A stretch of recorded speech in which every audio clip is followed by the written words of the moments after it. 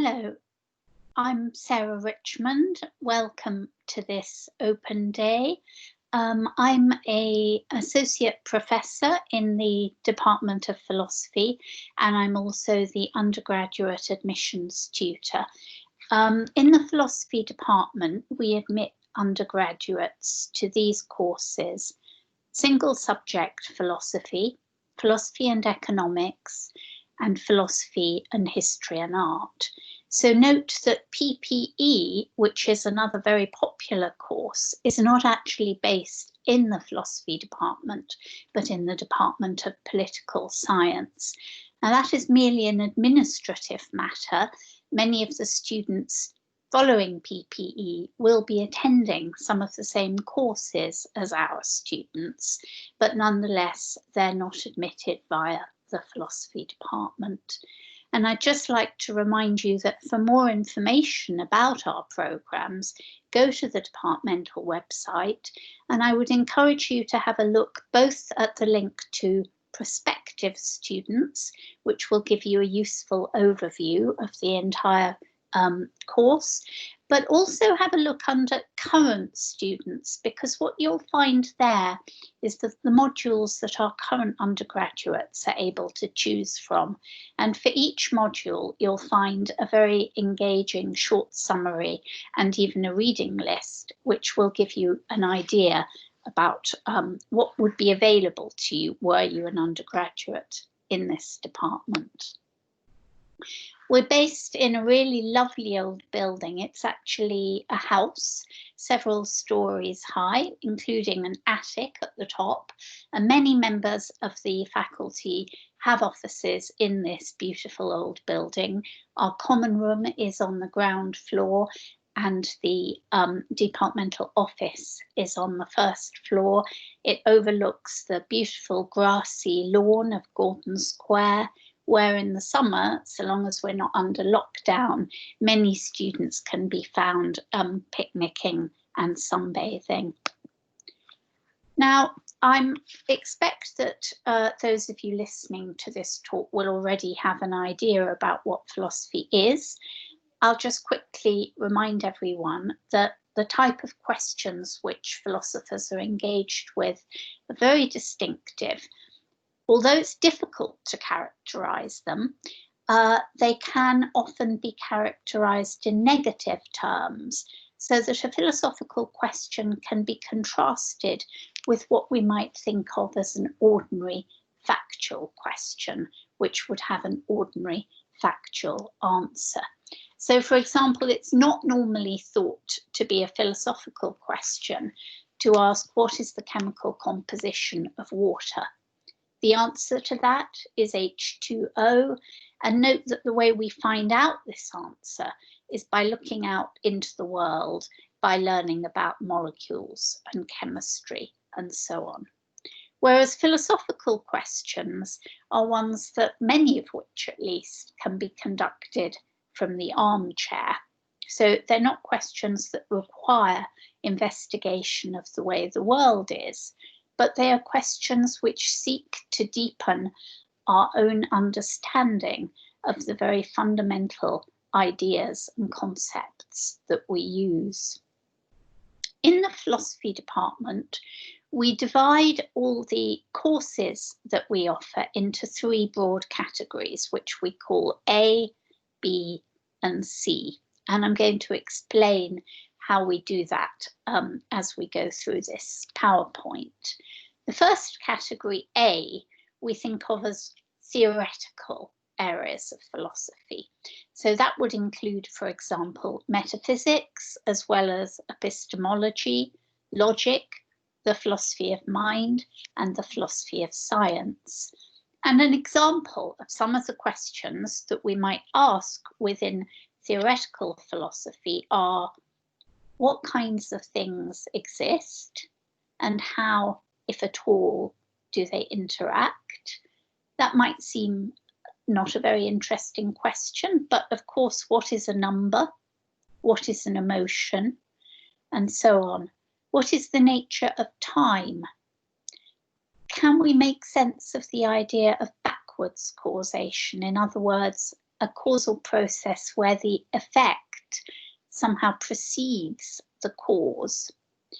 What is personal identity, and does a person retain their identity no matter what changes occur to their body? What is the mind, and how is it related to the body?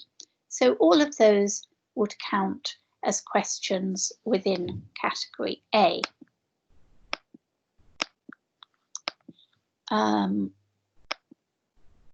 Within category B, we ask questions that are practical, or as we sometimes call them, normative. They involve value.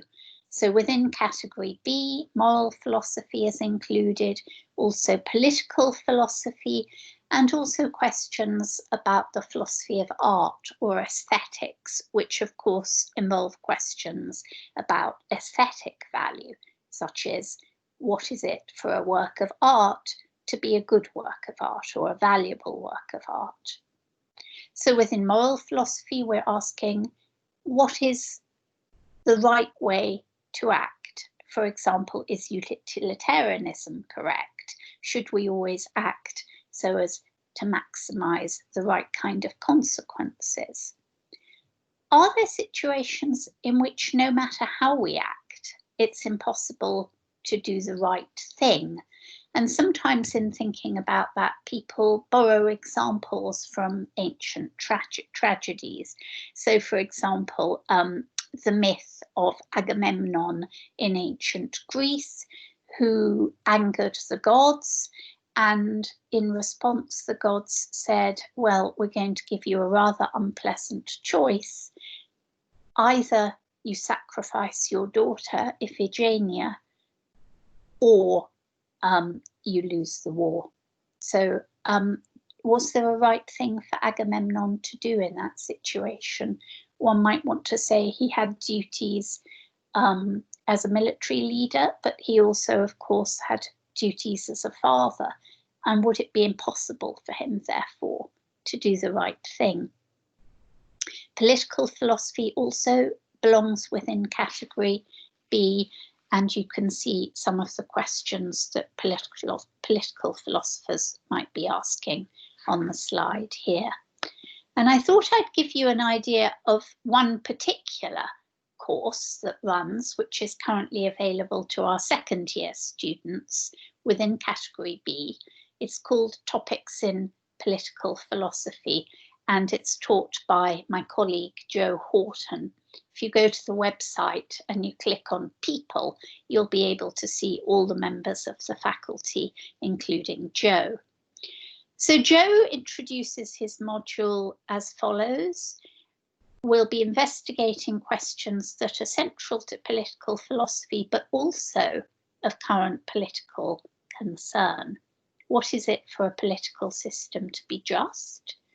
Can we support equality of opportunity without, at the same time, trying to ensure equality of outcome? So, for example, equality of resources, equality of wealth. Does global inequality matter as much as inequality within a nation? Is it important to vote? What do we owe to future generations? And so on. So that's an example of a specific course within category B. Now I'll just pause here to remind people about various methods that philosophers use to try to seek answers to these extremely perplexing but deeply interesting questions. The kind of inquiry that we do in philosophy is sometimes called rational inquiry, and argument is often very central to philosophical discourse. We try to make a claim and we try to support that claim by offering an argument in support of it. We also analyze concepts. We think about different types of reasoning that we might want to use. Deductive reasoning, where we argue from premises to a conclusion. Inductive inferences, and what's known as a kind of reasoning called inference to the best explanation. And if you don't already know what that is, you'll of course find a great deal about it on the internet. We also teach our students formal argumentation in the form of formal logic, which is a compulsory module in the first year for students who are taking philosophy as a single subject. It won't be compulsory for students who are on the joint courses. Now, just in case you were thinking this all sounds very dry, this emphasis on rationality, argument, reasoning, there is also a role for the imagination in philosophical thinking. Philosophy is an extraordinarily broad discipline, and there are all kinds of ways of conducting it. And a famous example developed by Robert Nozick that will give you an idea of the sort of imaginative scenarios some philosophers have come up with is his experience machine. I'll show you that in a minute, but I also want to mention, while we're talking about the imagination, that many philosophers think that a good source for examples in thinking about philosophical questions is literary texts. So to give a very obvious example, but a very rich one, we might want to think about the emotion pride, and we might find that a very useful resource for thinking about what pride involves is Jane Austen's depiction of pride in her very famous novel, Pride and Prejudice. Here's Robert Nozick's experience machine, and I won't go through it now in detail, but if you want to return to it or think about it later, it's called The Experience Machine by Robert Nozick. It was published in his very influential book by the title Anarchy, State and Utopia. And finally, category C, which we think of as including the history of philosophy. So, for example, the ancient Greek philosophers, Plato and Aristotle, the so-called modern philosophers, Descartes, Hume, Berkeley and Kant.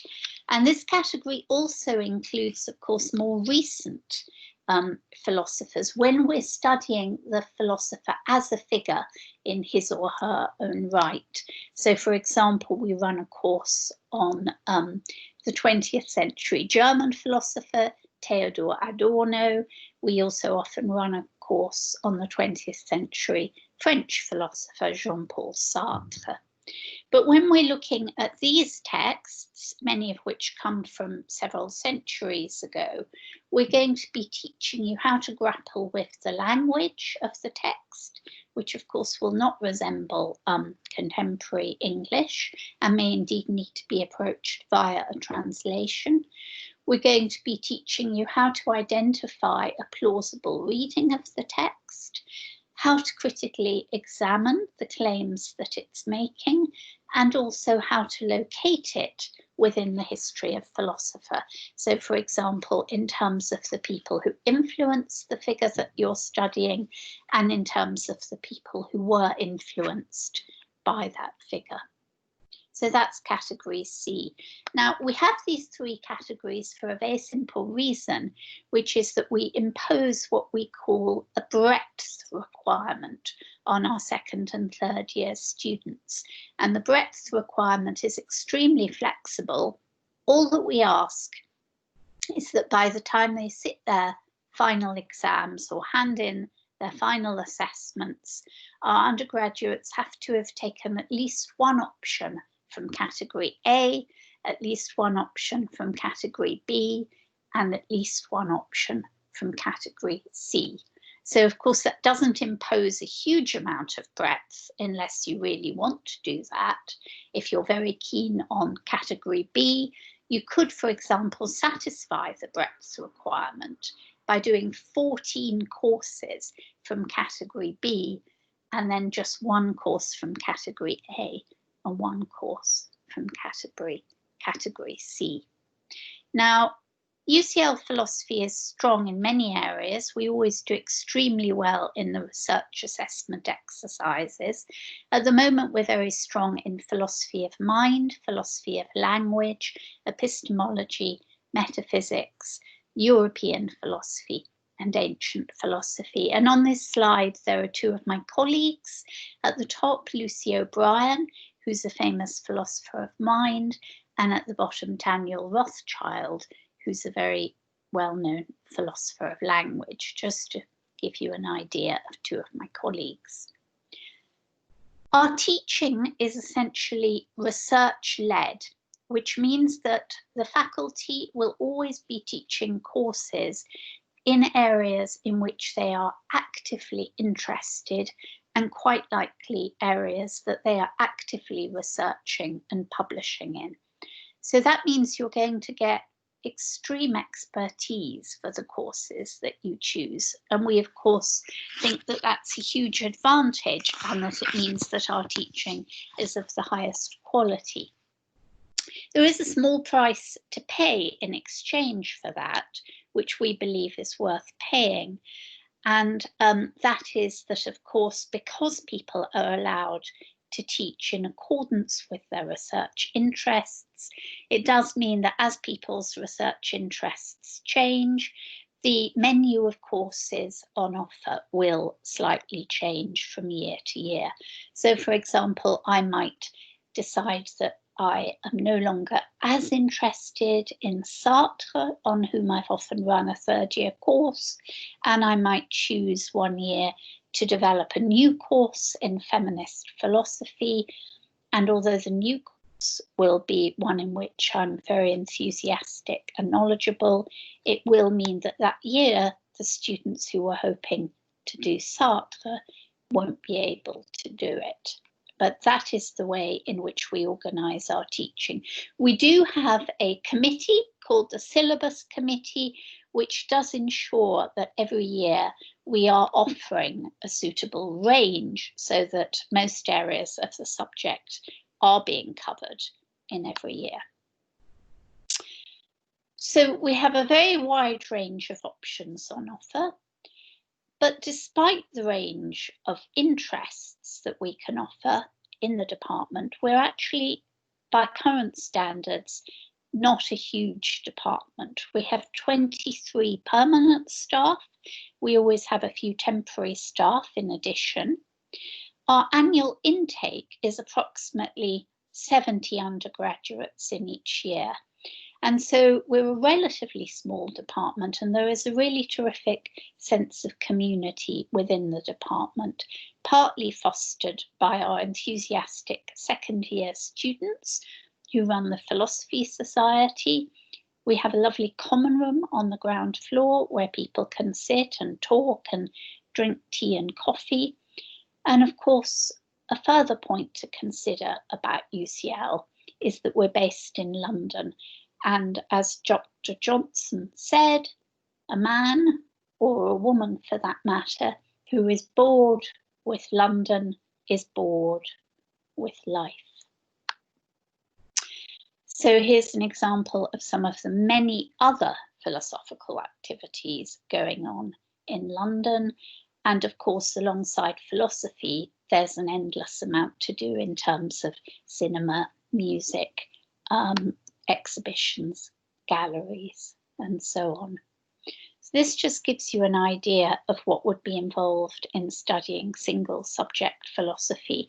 But in order to look at the breakdown of our programs in more detail, you should go to the website, as I said earlier, and go to the prospective students link.